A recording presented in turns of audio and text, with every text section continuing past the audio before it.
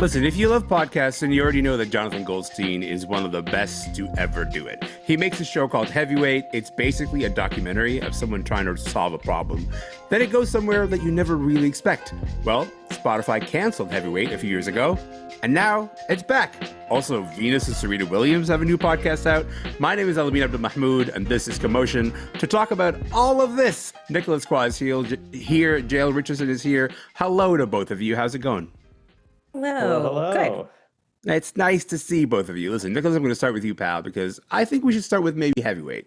That's a show that Jonathan Goldstein started in 2016. It becomes this hit with critics, also a hit with listeners. But then podcasting and the world of podcasting in 2016 looked a little bit different. Do you want to talk about like why Heavyweight connected with so many people? Boy, yeah, 2016, that was a very different world. That was almost 10 years. Dang. Yeah. So during that time, right, podcasting, first of all, was not video. I'm looking at you right now. It's a very, very different universe.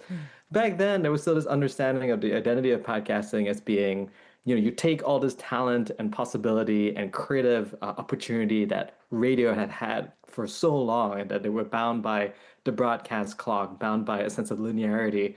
And if you were to give, some of the finest radio stations the opportunity to just really fly, to structure shows and to structure storytelling at the time span and at the pacing that they want, that it can create something great. And Jonathan Goldstein, who had been, toiling with wiretap over at the CBC for 15 years, playing to the clock, coming up with these amazing sort of experiments, is giving him a little bit of a longer runway and a ton more resources. Mm-hmm. He created a show that felt like the cadence of life, like the emotion and drama of life. Mm-hmm. And it was such a rare moment of an opportunity in which the conditions were ripe to allow him, to empower him to make a show like this. And then that actually had an interested body of audience that was eager and open for something like this. And that's why it became a hit. But was it sustainable as a business? That was the question. Okay, I want to come back to this idea of whether Heavyweight is sustainable as a business, because some of these stories, they take a little while to assemble. And to that end, let us talk about episode 1 of season 9 of Heavyweight, which is the one that just dropped. Let's play a clip right now.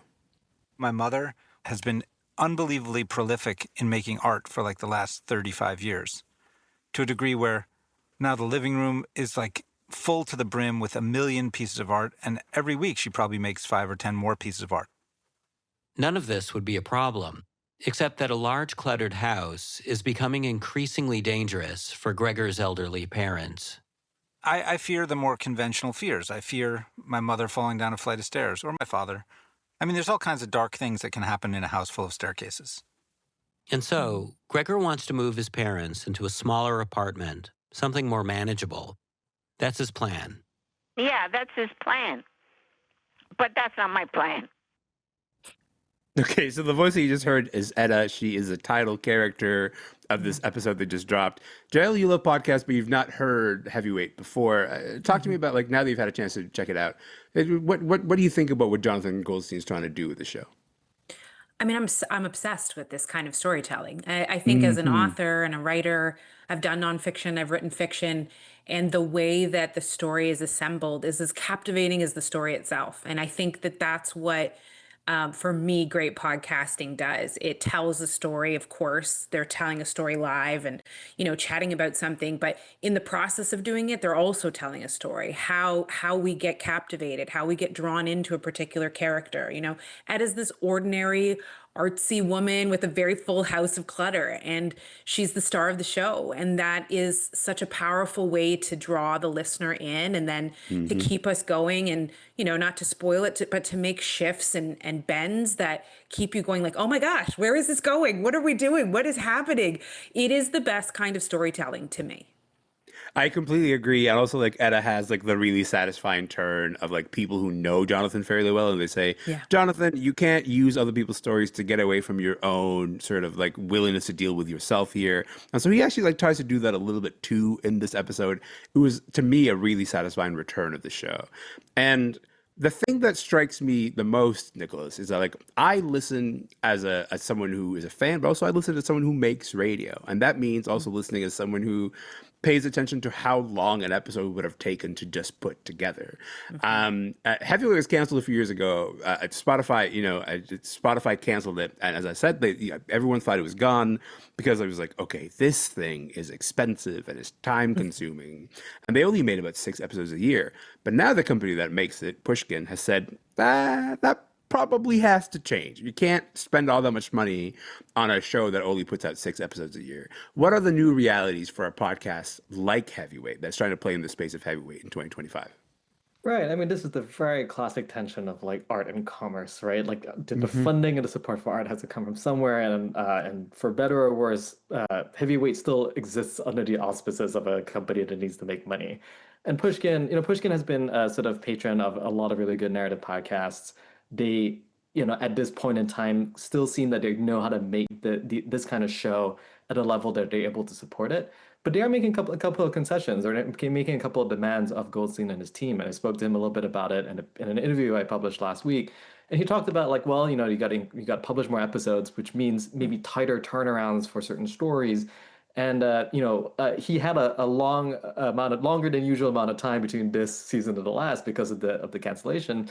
And so at this point in time, we don't quite see how those stresses are gonna pressure them just yet, because he had a bunch of stories he could work on while it was in hiatus. A lot of stories that were left in the shelf that he pulled up and was like, all right, let's work on this now. But he did sort of talk about how moving forward, there's going to be a tighter turnaround, which means it pushes them in a position where I'd have to maybe find resolutions that feels a little inorganic, but might be true in the moment. They might produce episodes where the feeling and the arc and the turns might feel a little different or tighter or just changed. And Goldstein, to his credit, basically said when I was like, well, will it feel like the same? Are you bummed about this? He was like, look, I made Wiretap for 15 years. That's a weekly show.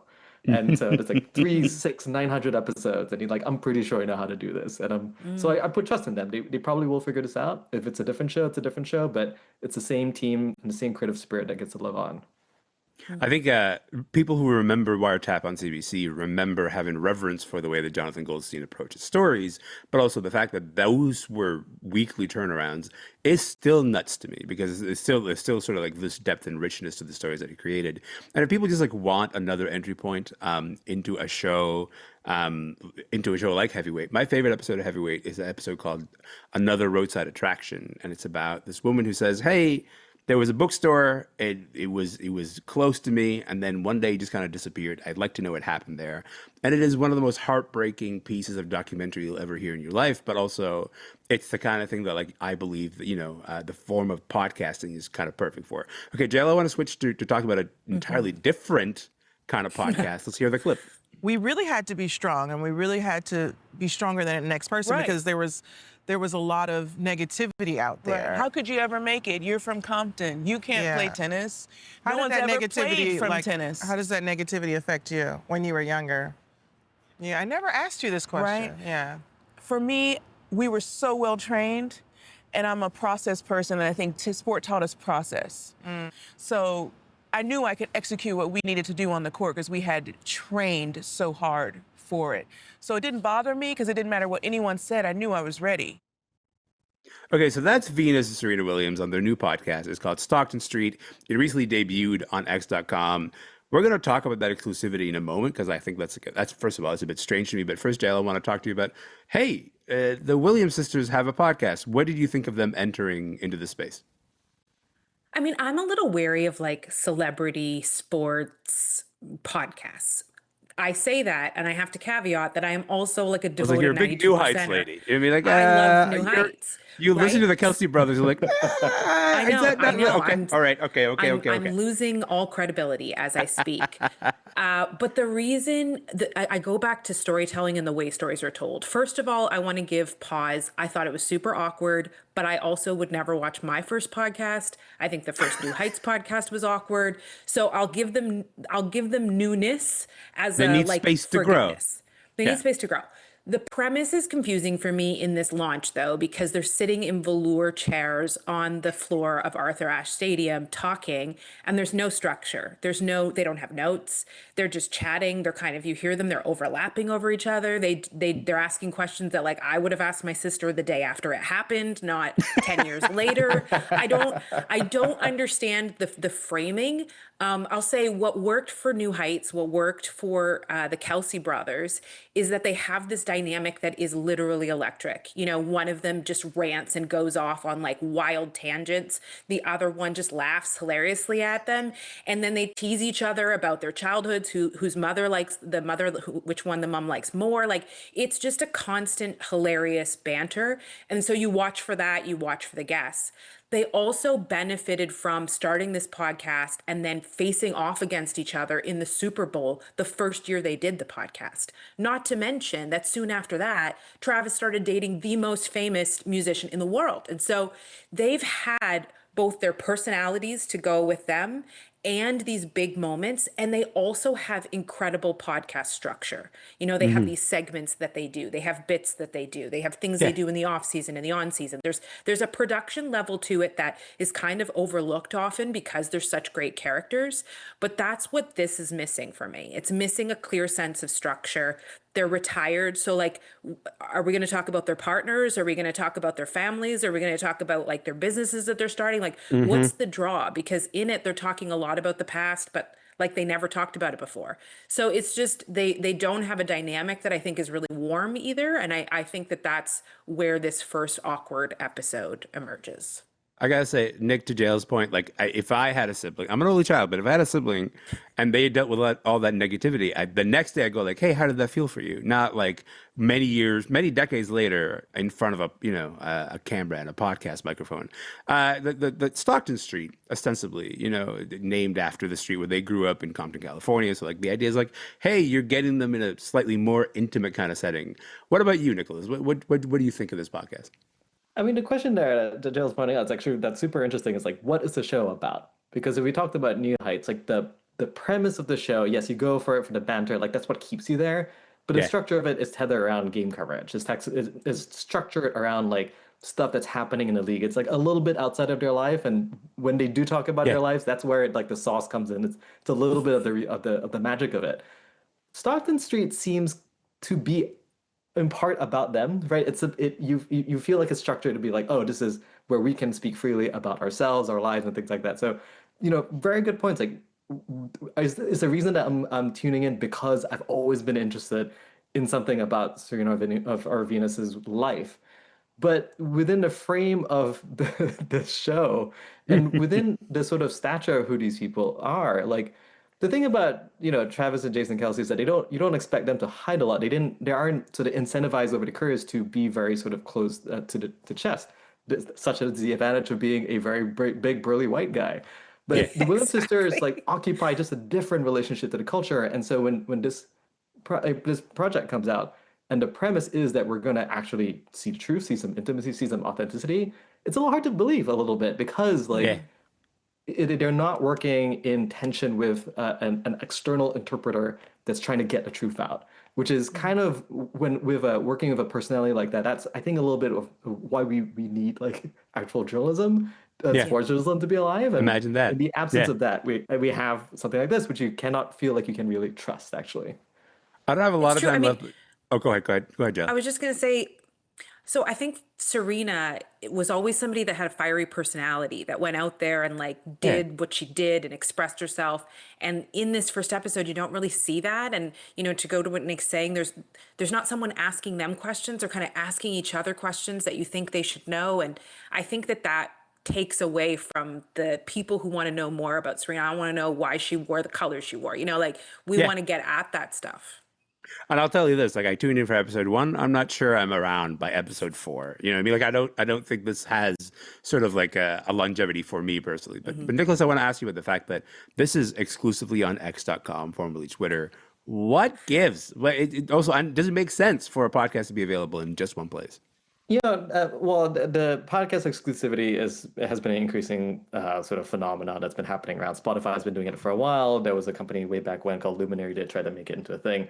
What does the word podcast mean these days? It's very different from what it's supposed to originally mean. Words evolve. It doesn't really matter. My understanding is that they use the word podcast is because something that it's a word that advertisers know now and know how to buy into. But the real question here is that, like, does it make sense to be an X original? And the answer is no. And I think the further point to that is that this is so weird that they took money from X. And I think they should kind of get criticism for that, because taking money from a platform that's owned by a dude that's literally trying to wreck Western democracy. I know that we're kind of in the get the bag era for lots of people, but do not, if you know, it's like if you kind of took the bag from Saudi Arabia, I don't know if I get the bag that much, you know. Like it's just weird. It feels very, very strange. Nicholas said we should not say democracy is declining, get the bag from wherever you will, because that is not maybe a good approach to how to handle things. I appreciate both of your time. You guys are the best. This has been wonderful. Thank you so much again. Thank you. Such a pleasure. Thank you, thank you. Jael Richardson is an author and executive director at the Festival of Literary Diversity, and Nicholas Quah is a culture critic at Vulture. You can catch the new season of Heavyweight wherever you get your podcasts, and if you're so inclined, if it's like a thing that you gotta do, then I guess you can check out the Williams sisters' Stockton Street podcast. They're releasing new episodes every other Wednesday on X.